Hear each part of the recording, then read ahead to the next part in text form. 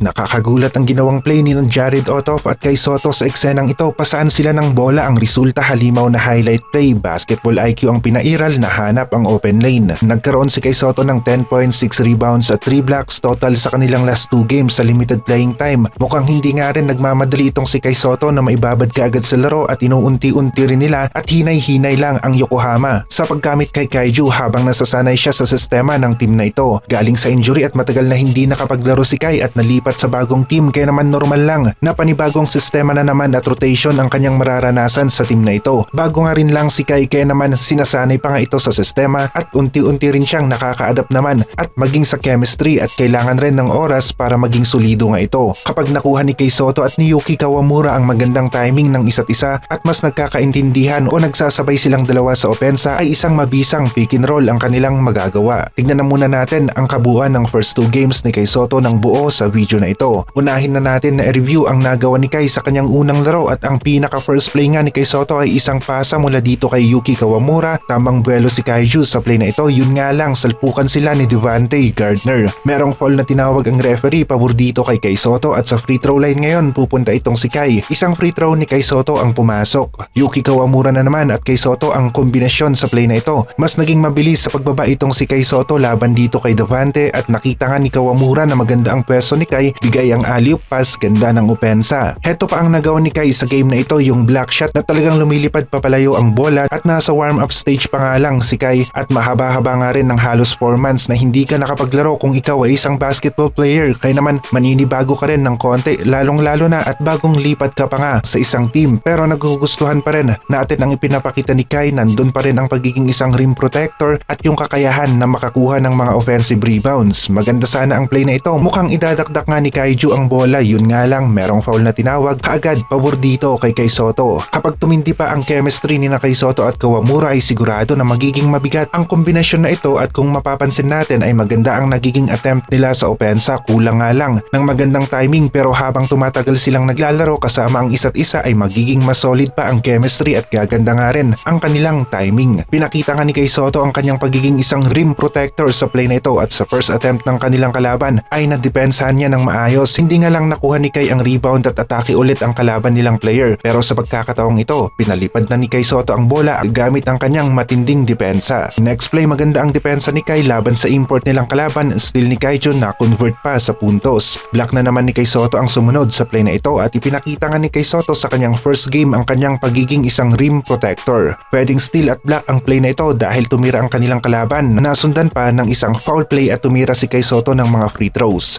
Sa play na ito ay si Kawamura na naman ang nagbigay ng pasa dito kay Kaiju at nakikita talaga natin na magiging sobrang epektibo ng opensa ng dalawang players na ito kapag mas tumindi pa ang kanilang chemistry at mas nagamay pa nila ang timing o galaw ng isa't isa at sakto lahat ang bitaw ng mga pasa at pwesto naman ni Kai sa ilalim. Halos lahat nga rin ay si Kawamura ang nagbigay ng mga pasa dito kay Kai Sotto at si Kawamura rin ang isa sa next big thing ngayon ng Japan at parang nahihigitan na nga niya itong si Yuki Togashi. Sa play naman na ito, height is might ang ipinakita ni Kai Sotto, tip in ang kanyang nagawa, isang rebound at mabilisang puntos. Ito naman ang mabagsik na play ni Kai Sotto, 2-man play sila ni Jared Otoff at nakikita rin natin na kapag in rhythm sina Kai, Jared Otoff at Yuki Kawamura ay magiging unstoppable talaga ang team ng Yokohama sa opensa. Kita naman dito na ginamit ni na Otoff ang kanilang basketball IQ, magandang pasahan ng bola, ang resulta isang halimaw na play. Habang tumatagal nga rin si Kai Sotto sa team ng Yokohama ay nakikita natin na mas gaganda pa ang laro nila bilang isang team at interesado rin tayo sa improvement ng chemistry ng Kai Sotto sa team na ito dahil kailangan niyang makahabol sa aspetong ito nang sa ganon ay maging swabe ang plays ni Kai Sotto dito nga sa team ng Yokohama. May pahabol pa si Kaiju na good defense laban dito kay Devante ng Mikawa sa play na ito, yun nga lang nakabawi ang Mikawa sa second game ni Kai Sotto. Gaya nga rin ng nasabi natin, kapag naging solido naman ang chemistry ni Kai sa team ng Yokohama B Corsairs at mas nasasabayanan niya si Yuki Kawamura at Jared Otoff na mas matagal sa team na ito ay asahan natin na gaganda at mas magiging epektibo ang opensa ni Kai Sotto sa kanilang mga susunod na laro.